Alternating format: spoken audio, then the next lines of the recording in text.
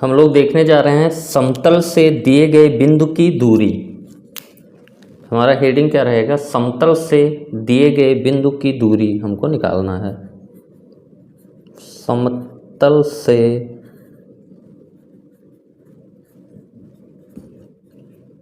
दिए गए बिंदु की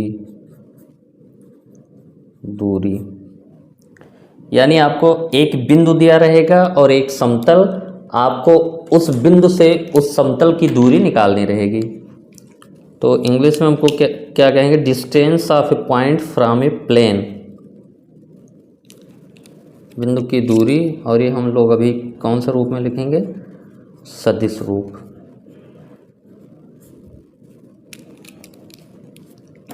डिस्टेंस ऑफ ए पॉइंट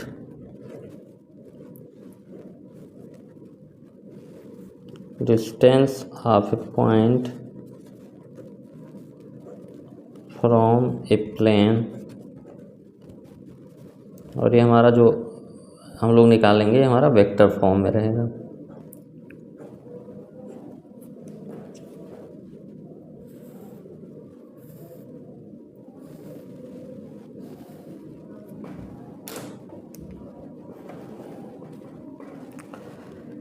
तो एक बिंदु हमारा, कोई बिंदु P दिया है और एक समतल हमारा दिया हुआ है। तो हम लोग फिगर बना लेते हैं पहले। एक आपका समतल दिया रहेगा, ये x एक्सिस, y एक्सिस और z एक्सिस हो गया। अब एक प्लेन ये आपका कोई गिवन है।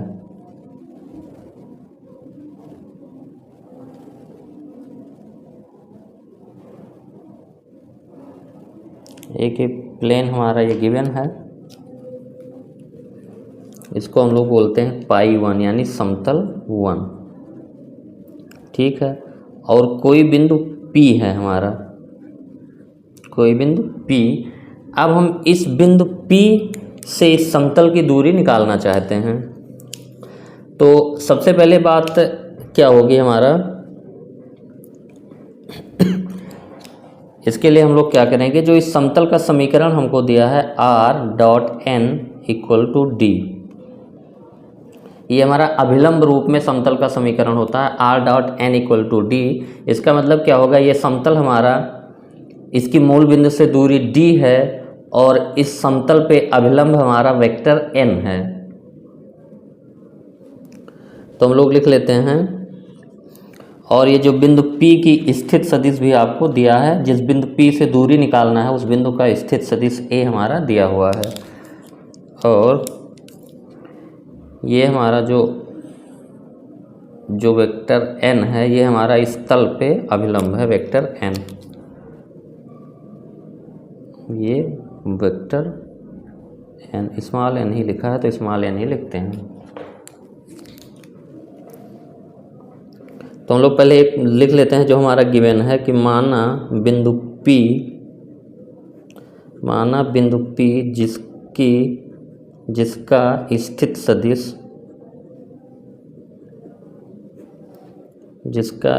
सदिश वेक्टर A है और एक समतल पाई 1 जिसका समीकरण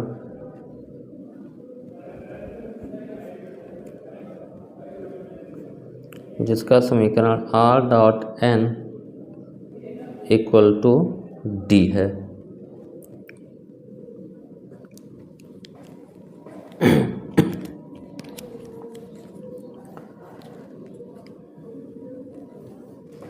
तो अब हमको बिंदु P से इस समतल की दूरी हमको चाहिए। तो इसके लिए हम लोग क्या करते हैं? सिंपल सा अपना जो तरीका होता है हमारा, हम लोग बिंदु P से पास होने वाला और समतल पाई 1 के समांतर एक समतल खींचते हैं। एक जो है समतल हम लोगों ने मान लिया कि जो बिंदु P से पास होता है और पाई 1 के समांतर है। एक समतल। तो ये समतल और ये समतल अगर समांतर हैं तो जो इस पे n वेक्टर इस पे अभिलंब है तो n वेक्टर इस पे भी अभिलंब होगा। तो इस जो समतल हमारा जो π2 है इसका हमको अभिलंब पता है, इसका अभिलंब वेक्टर n है और ये बिंदु P से पास हो रहा है, तो इसका भी हम लोग समीकरण लिख सकते हैं। किसी एक दिए हुए बिंदु से पास होने वाला और अभिलंब अगर पता हो n तो इसका समीकरण r minus a dot n equal to 0 होता है। तो हम लोग इसका इक्वेशन लिखेंगे समतल 2 का। तो हम लोग लिखेंगे बिंदु P से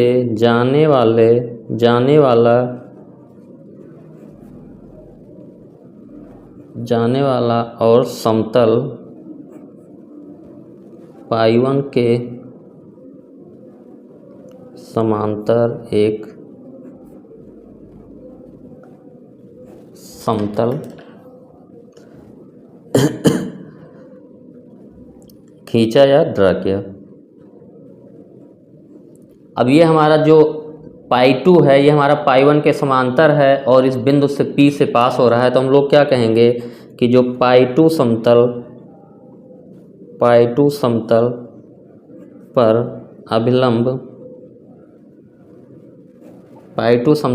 अभिलंब n कैफ है और बिंदु P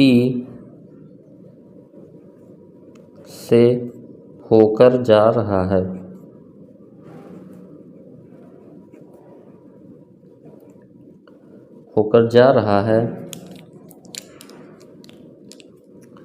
अतः समतल 2 का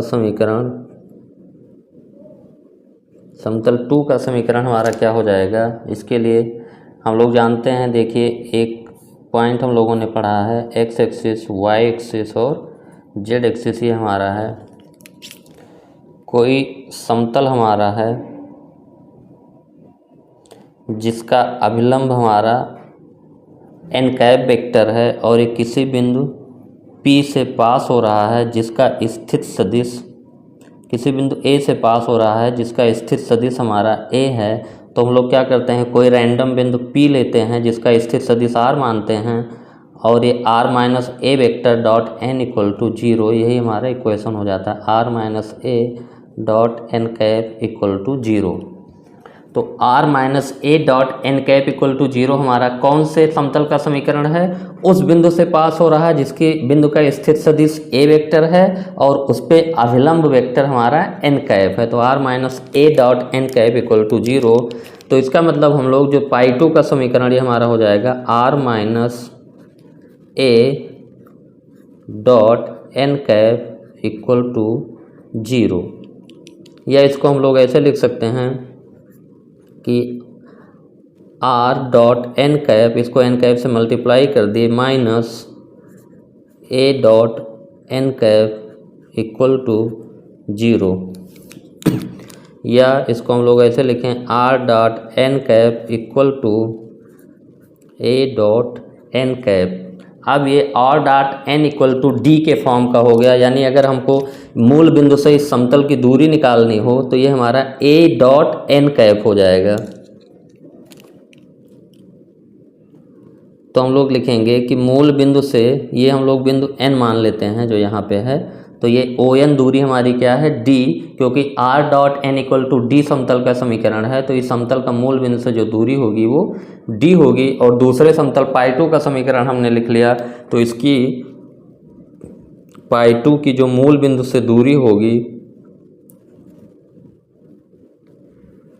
π2 की मूल बिंदु से जो दूरी होगी r dot n cap equal to d, यानी a dot n cap vector का जो मॉडुलस होगा यही हमारी दूरी हो जाएगी।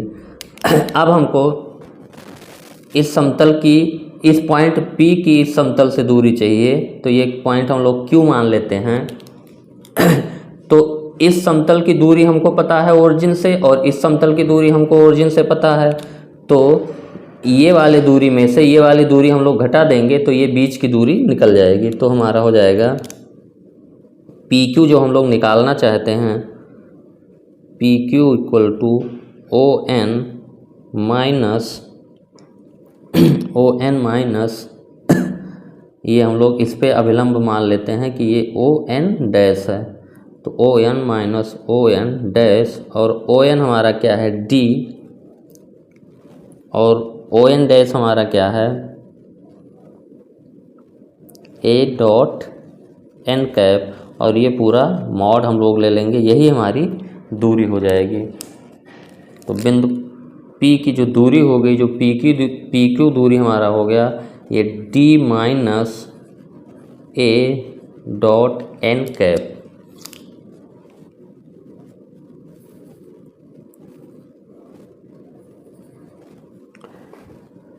तो इसको एक बार दोबारा समझा दे रहे हैं फिर से आपका पूरा, कि किसी समतल का समीकरण आपको दिया है और किसी बिंदु का स्थिर सदिश दिया है, उस बिंदु से उस समतल की दूरी निकालनी है। तो ये एक्स एक्सिस, वाई एक्सिस और जेड एक्सिस, तो ये समतल हमारा हो गया,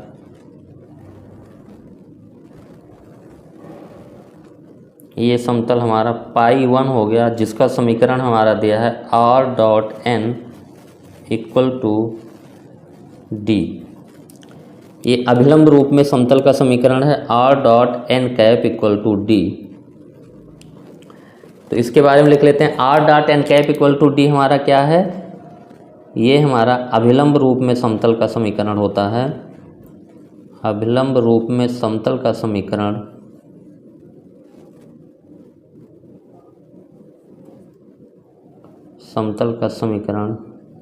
यानी समतल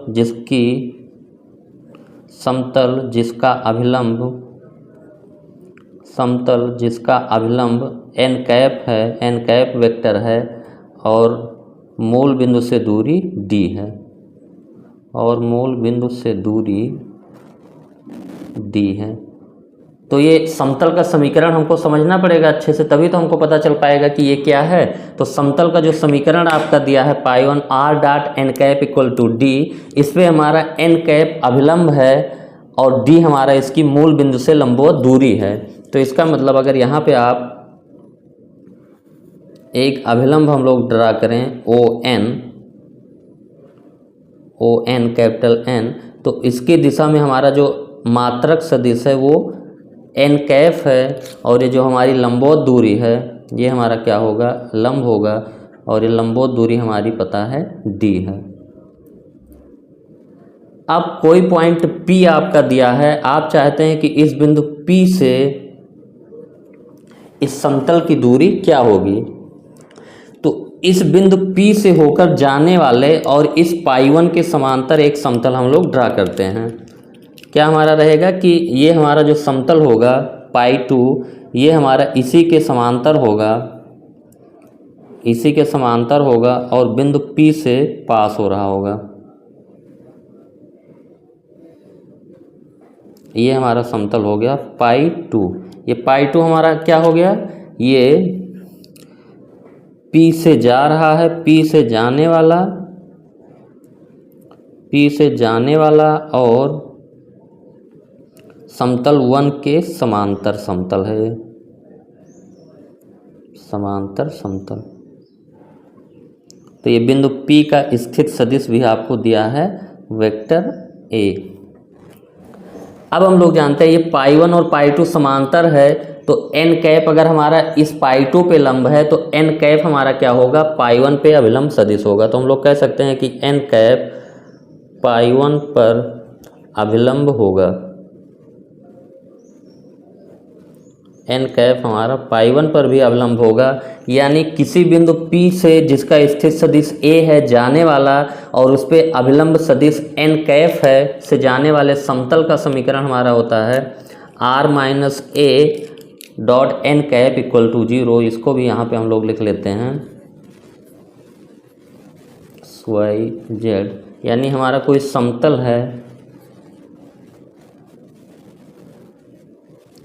समतल है, जिस पे अभिलंब हमारा एन कैप है और इस पे कोई बिंदु P है जिसका स्थित सदिश वेक्टर ए है, तो इसका समीकरण हमारा हो जाता है R minus A dot N cap equal to 0। तो यहाँ से हम लोग जो समतल, ये पाई 1 पर तो है, तो एन कैप हमारा जो है पाई 2 पर भी अभिलंब होगा, पाई 2 पर भी अभिलंब होगा। क्यों? क्योंकि पाई 1 और पाई 2 हमारे समांतर हैं। तो अब हमारा जो पाई 2 का समीकरण हो जाएगा,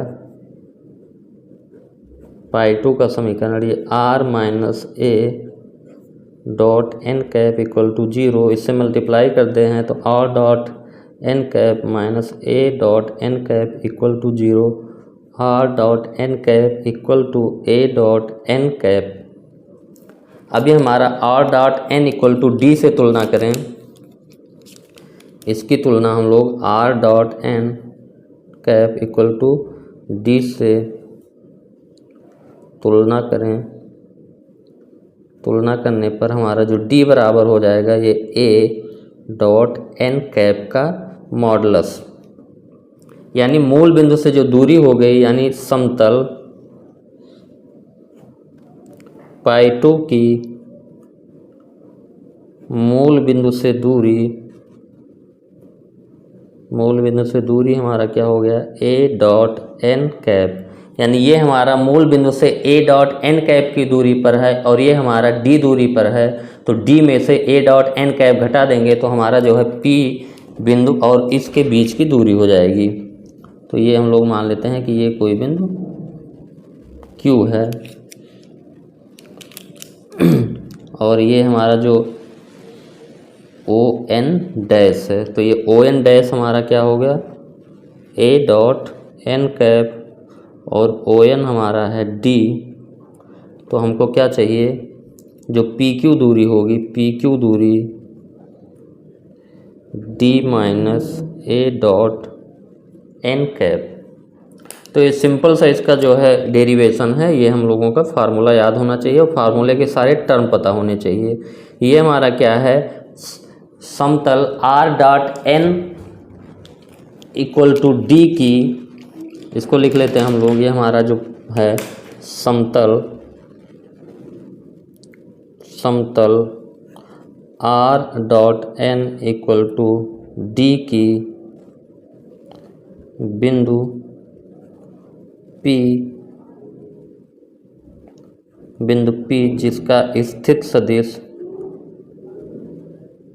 जिसका स्थित सदिश वेक्टर A है से दूरी। ये हमारा अगर इतना पॉइंट आपको याद है तो क्वेश्चन कर ले जाएंगे कि R dot N cap equal to D, समतल की बिंदु P जिसका स्थित सदिश A है से दूरी हमारा क्या है, D minus A dot N cap. और ये जो दूरी है ये हमारी लंबवत दूरी होगी, क्योंकि दूरी का मतलब लंबवत ही होगा, क्योंकि ऐसे तो बहुत सारी दूरी हो सकती है इस बिंदु की इस तल से। जैसे आपका एक ये तल है और कोई बिंदु है तो बहुत दूरी हो सकती है, बहुत दूरी, लेकिन हमारा जो लंबवत दूरी होगी वही दूरी होता है।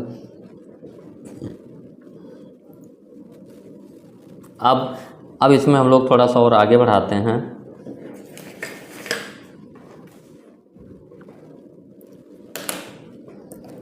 ये हम लोगों का R dot N cap equal to D की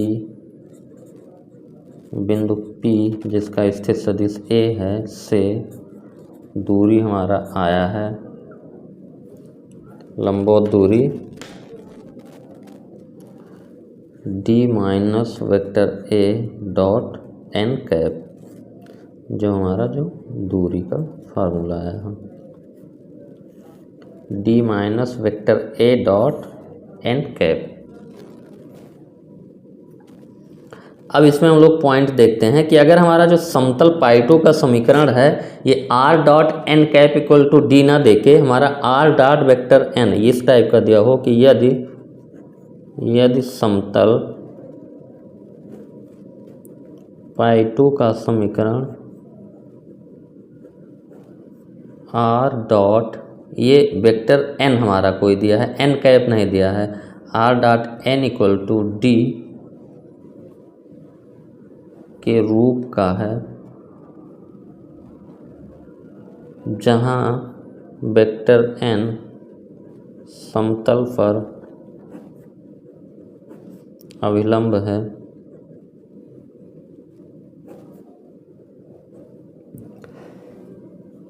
तो r dot N cap equal to D की r डॉट, ये जो हमारा समीकरण होता है r dot N cap equal to D. अब यहाँ पे जब n कैप होता है तो इसमें हमारा जो है समतल की जो है मूल बिंदु से दूरी, समतल की मूल बिंदु से दूरी d है। क्या कंडीशन होना चाहिए, यहाँ पे n कैप होना चाहिए, लेकिन अब आपका यहाँ पे n कैप नहीं दिया है, r dot vector n equal to D दिया है। तो यहाँ पे समतल की दूरी हमारा जो है, समतल की मूल बिंदु से दूरी d नहीं होगी, समतल की मूल बिंदु से दूरी ये हमारा d के बराबर नहीं होगा, क्योंकि यहाँ पे n कैप वेक्टर होना चाहिए। तो n कैप बनाने के लिए हम लोग दोनों पक्षों में क्या करते हैं, r डॉट वेक्टर n, दोनों पक्षों में वेक्टर n के मॉडुलस से हम लोग भाग दे देते हैं, तो कोई फ़र्क नहीं पड़ेगा, समीकरण के दोनों पक्षों में समान संख्या से भाग दे सकते हैं। तो यहाँ में हम लोग कहेंगे वेक्टर n के मॉडुलस से दोनों पक्षों में भाग करने पर, दोनों पक्षों में भाग करने पर। तो अब n कैप हम लोग क्या करते हैं, सॉरी n मॉडुलस को इसमें डिवाइड कर देते हैं, n upon modulus of n equal to d upon modulus of vector n। अब ये हमारा हो गया, किसी वेक्टर का वेक्टर में उसी वेक्टर के मैग्नीट्यूड से डिवाइड करो तो वो वेक्टर यूनिट वेक्टर हो जाता है, तो equal to d upon n cap. अब हमारा जो हमारा समीकरण था, जो तल r dot vector n equal to D की मूल बिंदु से जो दूरी होगी, मूल बिंदु से दूरी d upon modulus of n होगी, d upon modulus of n। अब हम लोगों का जो फार्मूला है, a डॉट यहाँ पे जो है d था, तो यहाँ पे हम लोग क्या लिखेंगे, d अपान मॉड n। तो यहाँ पे हम लोग लिखेंगे समतल r dot vector n equal to d की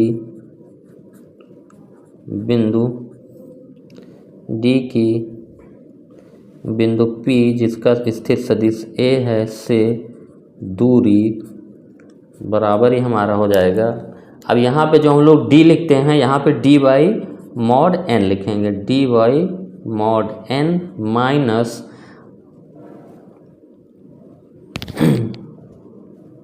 d बाई मॉड n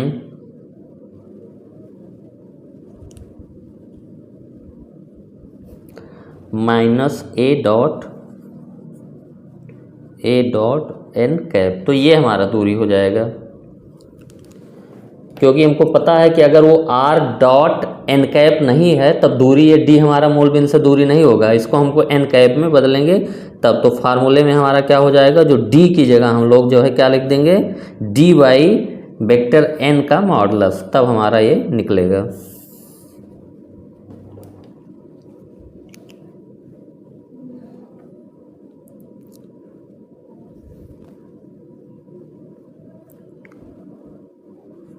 तो ये d by mod n minus a dot n, इसको और भी लिख सकते हैं, थोड़ा सा इसको और हम लोग थोड़ा सा अगर मैनिपुलेट कर दें, देखिए ये हमारा है जो दूरी, हम लोग क्या लिखे हैं, d by mod n minus vector a dot n cap. अब हम लोग क्या करते हैं, एलसीएम ले लें, तो ये d minus vector a dot n cap into modulus of vector n upon modulus of vector n, और ये हमारा d माइनस मॉड n को मल्टीप्लाई कर देते हैं, तो a डॉट इसमें हम n कैप में मल्टीप्लाई करते हैं अपॉन मॉड n, और किसी भी वेक्टर का यूनिट वेक्टर है और उसी के मैग्नीट्यूड से मल्टीप्लाई कर दें तो हमारा वो वेक्टर पता चल जाता है, क्योंकि वेक्टर a बराबर हमारा होता है वेक्टर a का मैग्नीट्यूड इंटू a कैप। तो ये अगर वेक्टर एन का मैग्नीट्यूड इंटू एन कैप है तो ये हमारा वेक्टर एन हो जाएगा। तो डी माइनस ये इसकी जगह पे हम लोग क्या लिख देंगे, ए डॉट वेक्टर एन हो जाएगा हमारा अपॉन मॉडुलस ऑफ एन। ये फार्मूला हम लोगों का हो गया और इसका मॉडुलस ले लेंगे क्योंकि हमारा जो दूरी है वो पॉजिटिव ही रहता है। तो जो हमारा दूरी आ गया ये आ गया।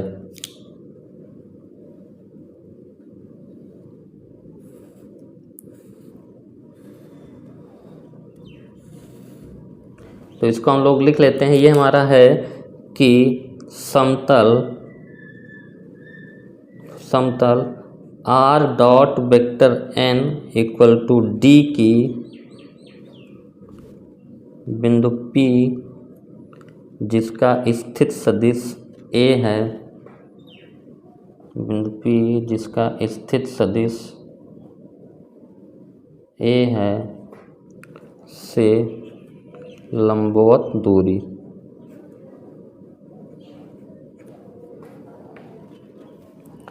तो ये दो फार्मूला हम लोगों को पता चल गया कि अगर हम लोगों ने देखा कि अगर r dot N cap equal to D है तो हमारा जो दूरी होगी वो हमारा d minus vector a dot N cap होगा। और अगर हमारा formula r dot N vector equal to D है तो हमारा जो दूरी का फार्मूला होता d minus a dot N vector upon modulus of n।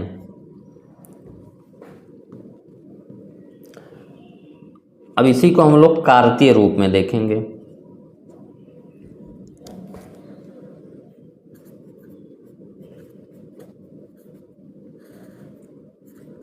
कार्तीय रूप, Cartesian form.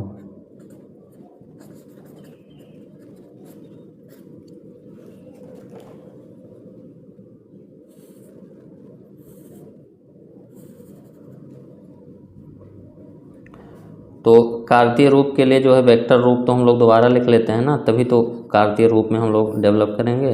X Y Z और ये हमारा कोई समतल है R dot N cap equal to D और उसकी बिंदु P जिसका स्थित सदिश A है से जो दूरी है, यहाँ पे हमारा दूरी जो आता है d minus vector A dot N cap. अब यहाँ पे सब कुछ हमको वेक्टर फॉर्म में दिया था तो हम लोगों ने जो दूरी निकाला वेक्टर फॉर्म में, लेकिन अब ये सदिश फॉर्म में दिया होगा तो कार्तीय फॉर्म में तो बिंदु P का निर्देशांक दिया होगा। तो हम लोग मानते हैं कि माना बिंदु P का निर्देशांक, माना बिंदु P x1 y1 z1 है तथा दिए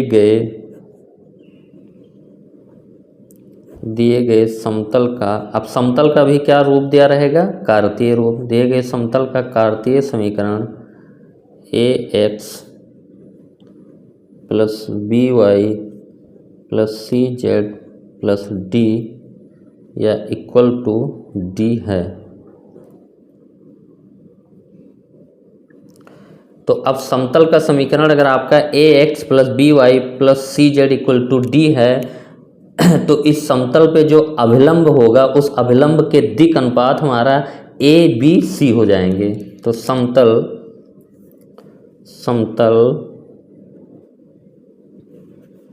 ax plus by plus C Z equal to D पर अभिलंब के दिक् अनुपात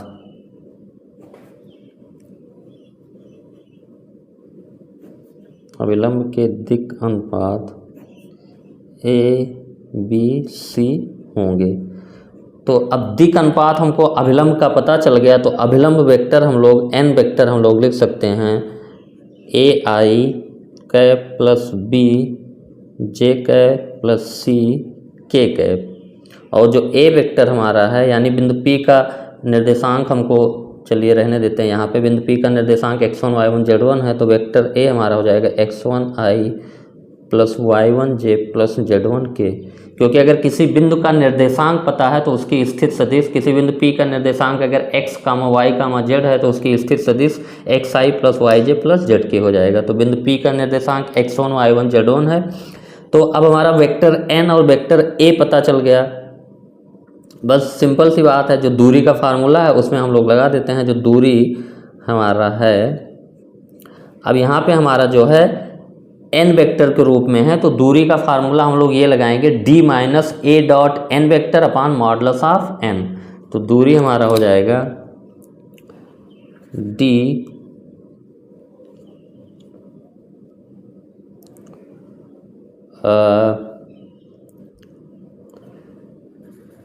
चलिए, तो ये फार्मूला हम लोग लगाएंगे d minus a dot n vector upon modulus of n। तो इसको पहले लिख देते हैं हम लोग, दूरी d minus a dot n vector upon modulus of n vector और इसका होल मॉडुलस। तो दिस इक्वल टू, अब हम लोग इसकी वैल्यू रख दें तो d हमारा क्या है, समतल का जो समीकरण दिया है इसके मूल बिंदु से दूरी हमारी कैपिटल D है। तो ये हमारा हो जाएगा capital D minus vector A की जगह हम लोग लिखेंगे x1i plus y1j plus z1k dot n vector हमारा क्या है, ai plus bj plus ck upon modulus of n vector. और मॉडुलस ऑफ n हमारा क्या हो जाएगा, n वेक्टर हमारा ai plus bj plus ck है। तो किसी वेक्टर का मैग्नीट्यूड निकालने के लिए i के गुणांक का स्क्वायर प्लस j के गुणांक का स्क्वायर प्लस c के गुणांक का स्क्वायर। तो this equal to d minus इनका डॉट प्रोडक्ट करेंगे तो i वाला i के साथ गुणा होगा ax1 plus by1 plus cz1 upon under root a square plus b square plus c square. तो ये हम लोगों का फार्मूला हो गया। अब जो दूरी आएगी हम लोग इसका मॉडुलस ही लेंगे, ये पूरा मॉड रहेगा क्योंकि दूरी हमेशा धनात्मक होती है। तो दिस इक्वल टू, जो हमारी दूरी आ गई d minus ax1 plus by1 plus cz1 upon under root a square plus b square plus c square. तो आपकी बुक में अब a माइनस b का मॉडुलस लिखा हो चाहे b माइनस a का मॉडुलस, तो मॉडुलस लगा है तो दोनों की वैल्यू सेम होती है। तो आपकी बुक में ये पहले करके लिखा है, तो वो हम लोग लिख देते हैं कि जो दूरी का फार्मूला हम लोगों का आ गया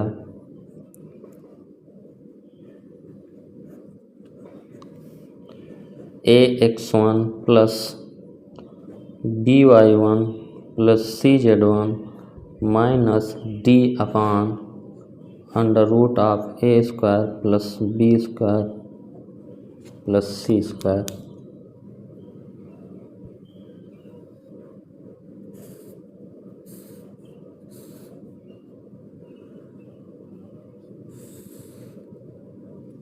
अब इसको हम लोग लिख लेते हैं। ये हमारा क्या है, समतल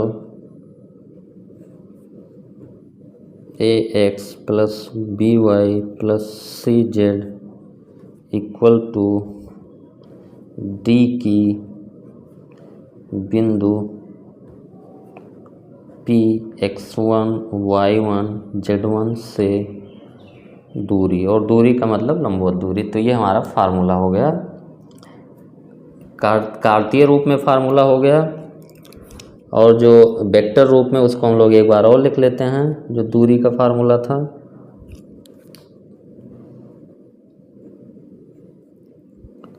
d minus vector a dot n cap, इसको भी लिख लेते हैं हम लोग। ये हमारा क्या है,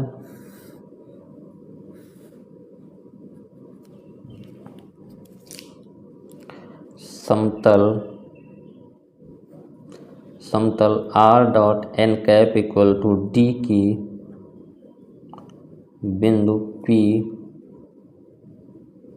जिसका स्थित सदिश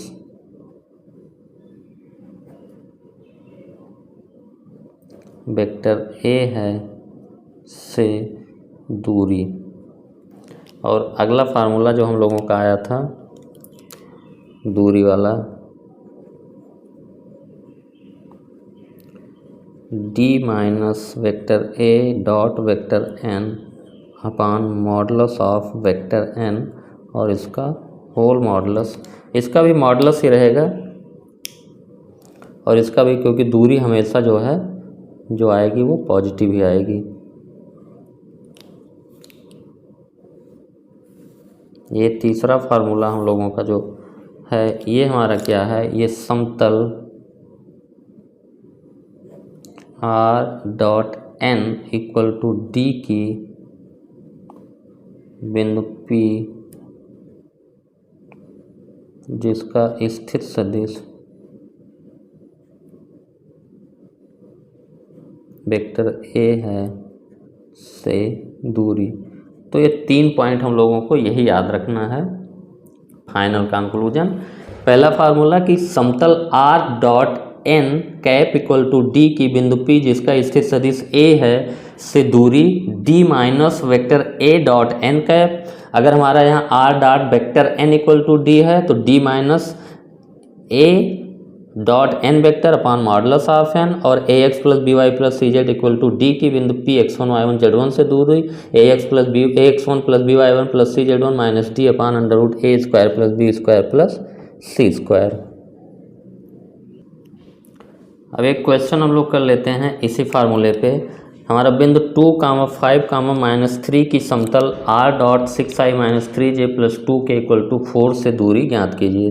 तो जो समतल का समीकरण हमारा दिया है r dot 6i - 3j plus 2k equal to 4, और जो बिंदु P का जो निर्देशांक दिया हमारा वो 2, 5, -3।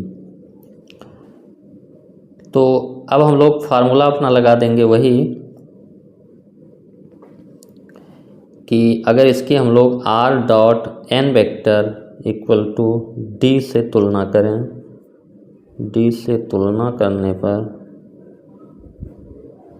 यहाँ पे हमारा जो वेक्टर n आ गया वो 6i - 3j प्लस 2k, और जो d हमारा आ गया वो 4 आ गया। और बिंदु P के निर्देशांक पता हैं, तो बिंदु P के निर्देशांक पता हैं तो हम लोग बिंदु P का स्थिर सदिश लिख लेंगे 2i plus 5j minus 3k।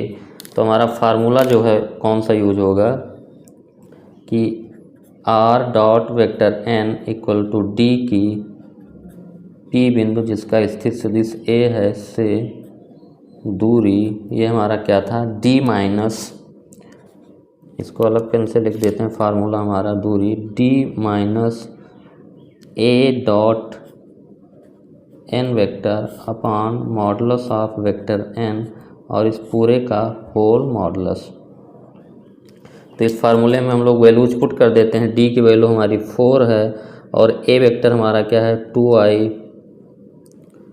Plus 5j minus 3k, और n वेक्टर हमारा 6i minus 3j plus 2k dot है अपान मॉडुलस ऑफ n वेक्टर का मॉडुलस हमारा हो जाएगा 6 का स्क्वायर प्लस माइनस 3 का स्क्वायर प्लस 2 का स्क्वायर और पूरे का होल मॉडुलस। तो दूरी बराबर हमारा जो ये है, दूरी बराबर 4 माइनस, अब डॉट प्रोडक्ट करेंगे तो 2 × 6 प्लस 5 × -3 प्लस -3 × 2 अपान 36, 4, 40, 9, 49 और ये पूरे का मॉडुलस दिस इक्वल टू, ये हमारा हो गया 6 दूनी 12 माइनस 15, तो -3 और -6 -9 और -9 4 -9 6 15 6 21, ये हमारा 13 आ जाएगा क्योंकि -9 आएगा तो ये प्लस हो जाएगा, तो 9 4 13/7। तो ये हमारा आंसर हो गया 13/7। तो सिंपल सा था, यहाँ पे हमको r dot vector n equal to d दिया था और बिंदु P का निर्देशांक दिया था। बिंदु P के निर्देशांक से हम लोगों ने स्थित सदिश लिख दिया 2i plus 5j minus 3k और ये फार्मूला लगा दिया d minus a dot n vector upon modulus of vector n।